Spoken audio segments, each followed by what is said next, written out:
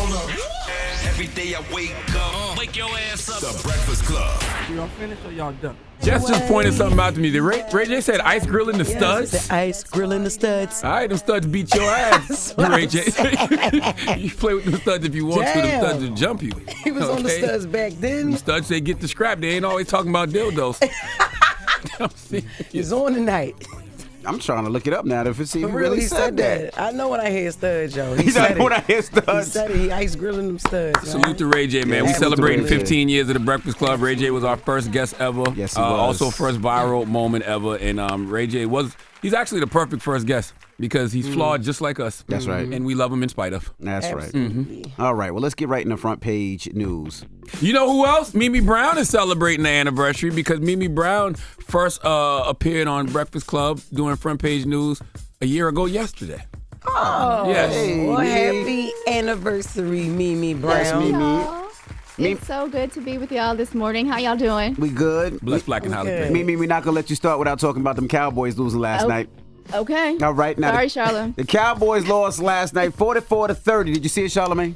You know what's so crazy? What? I did stay up for that goddamn game. And it was so funny because around the fourth quarter, I went to bed and I was still watching it from the television.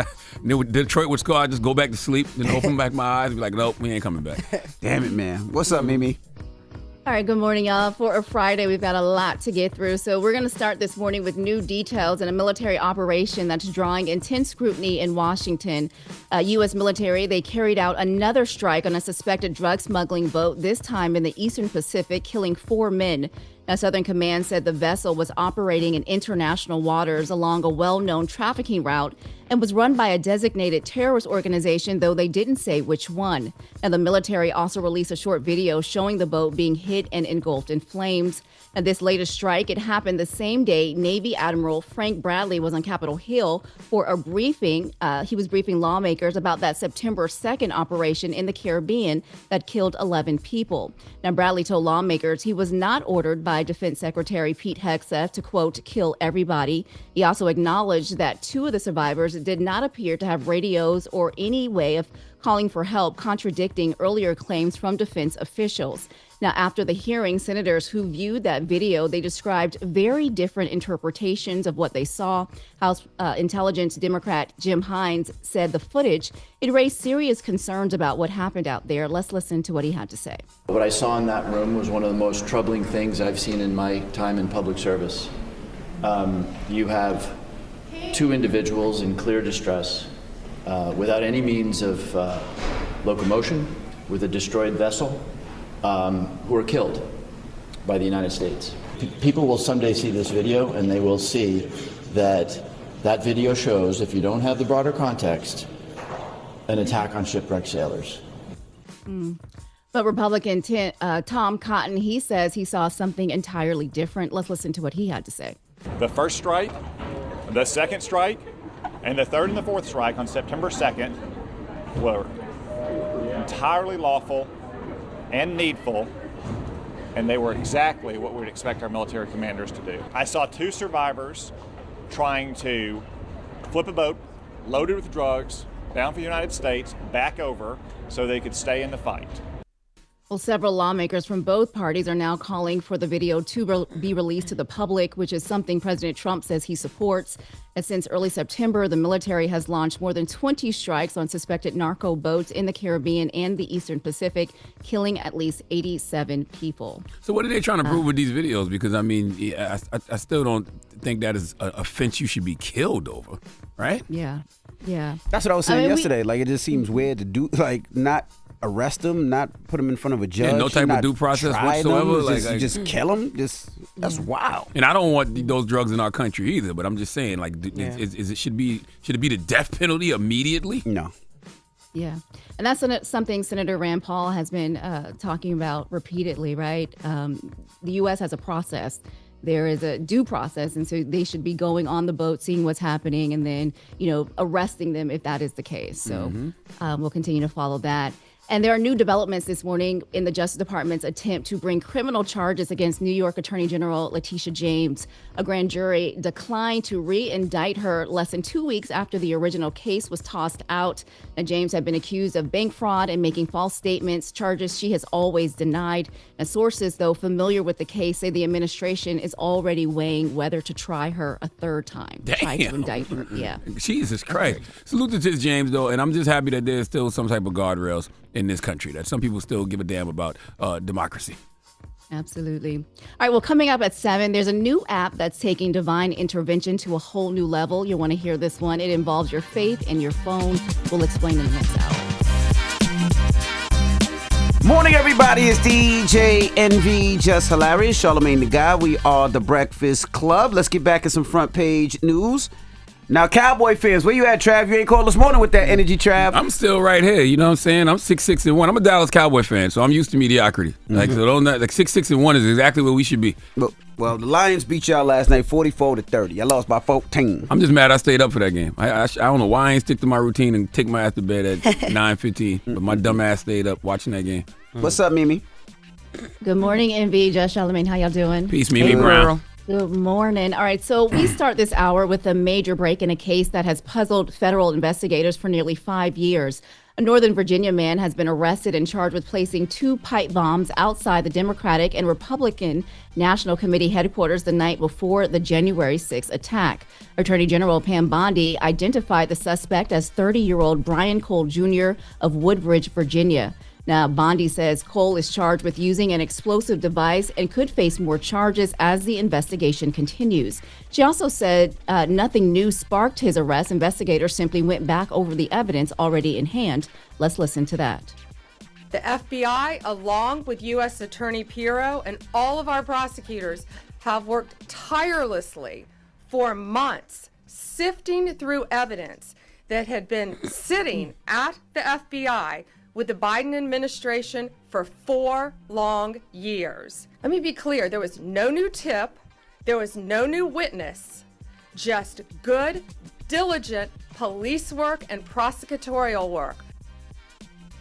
Now, according to court documents, Cole, he worked at a bail bonds office and he lived with his family. Investigators say his cell phone pinged near both party headquarters the night the bombs were planted, and a license plate reader spotted his car close by. Now, the FBI also says that he brought components matching those devices back in 2019 and 2020. The bombs were made from metal pipes, kitchen timers, and a homemade powder. They never detonated, but agents said that they were viable. They weren't found until the afternoon of January 6th. By that time, though, police were already overwhelmed with the Capitol riot. And if you remember at the time, then Vice President-elect Kamala Harris had to be evacuated from the DNC as a precaution. So we will continue to see what happens with that case. And now turning to the Supreme Court, the justices have given Texas the green light to use its new congressional map for 2026. Now, this map is expected to boost Republican seats, even though a lower court said it was likely unconstitutional because race played too big of a role in how the districts were drawn. And the map is projected to flip as many as 5 Democratic seats. In its brief order, the court said the lower court overstepped and violated the Purcell principle. Now, that's the rule that warns judges against changing election maps too close to voting. Texas Republicans, they are praising this decision, but Democrats and civil rights groups say it further weakens what's left of the Voting Rights Act, and this could ripple beyond Texas. The Justice Department is also challenging newly drawn maps in California under Prop 50. Now, those maps would give Democrats an edge, and that case is going before a judge next month.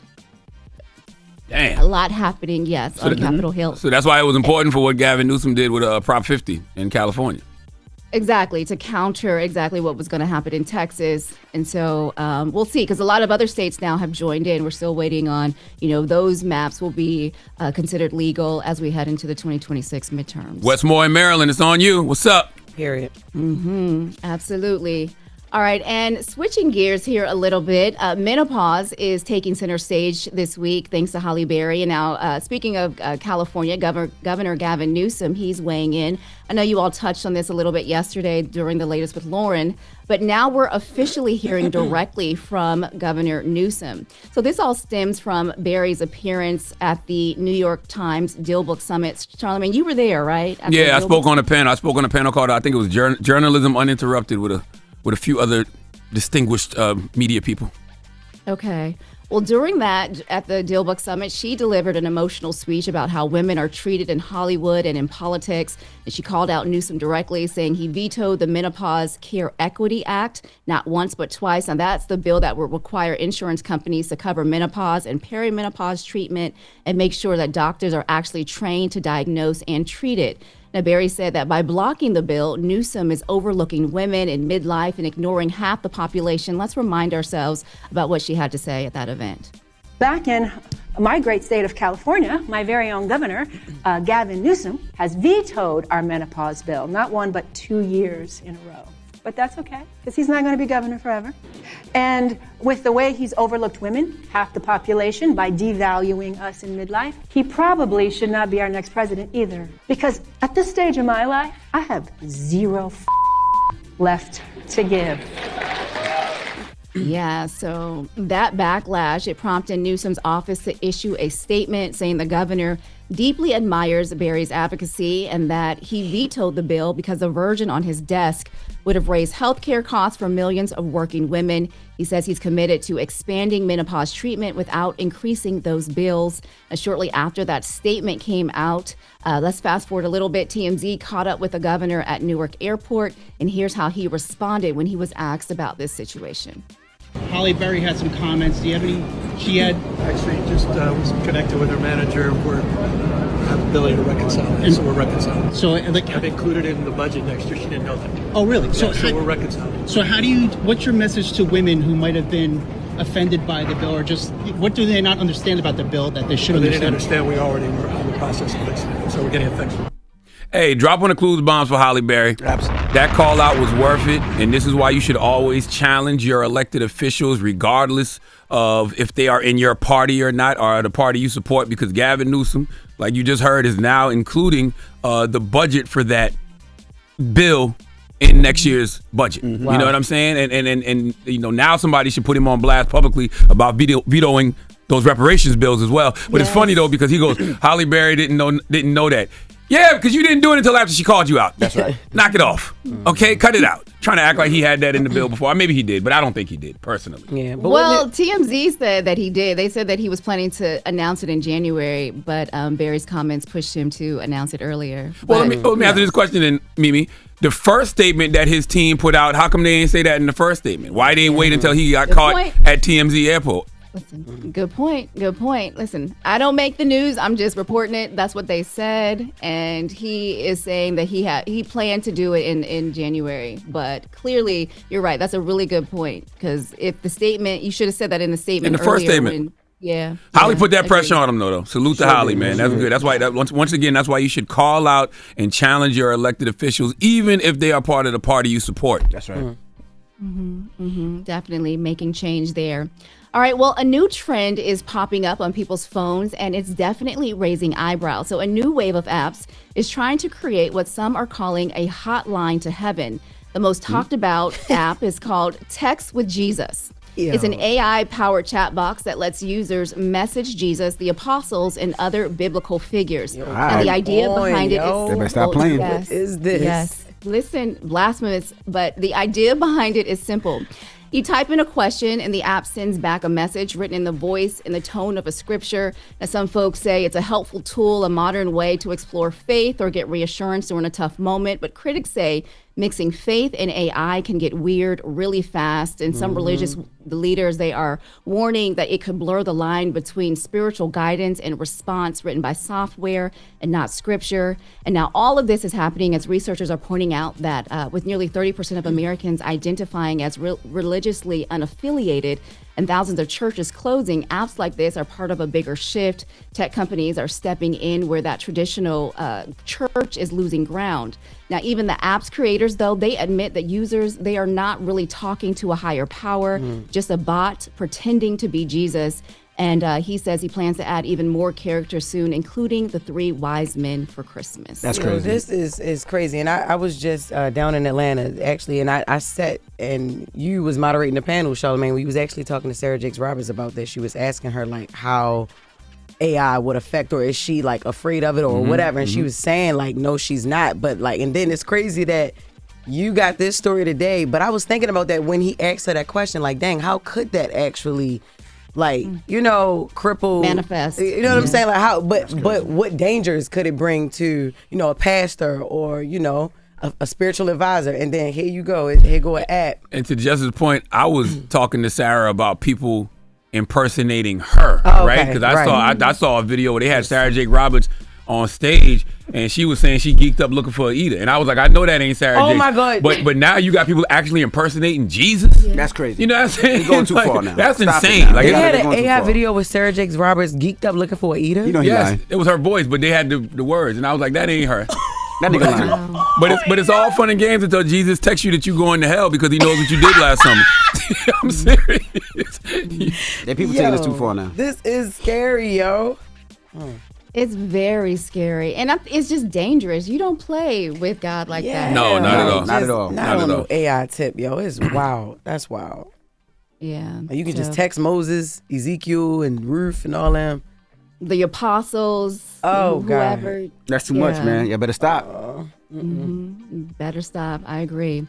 All right, well, that is your front page news. I'm Mimi Brown. Follow me at Mimi Brown TV. For more stories, follow the Black Information Network. Download the free iHeartRadio app or visit BINnews.com. Thank you, Mimi. Happy 1 year. Happy anniversary, Mimi. Happy 1 year Thank anniversary. y'all. Yeah. Happy to be here with y'all. Thank you, Mimi. Every day I wake up, wake your ass up. The Breakfast Club. Y'all finished or y'all done?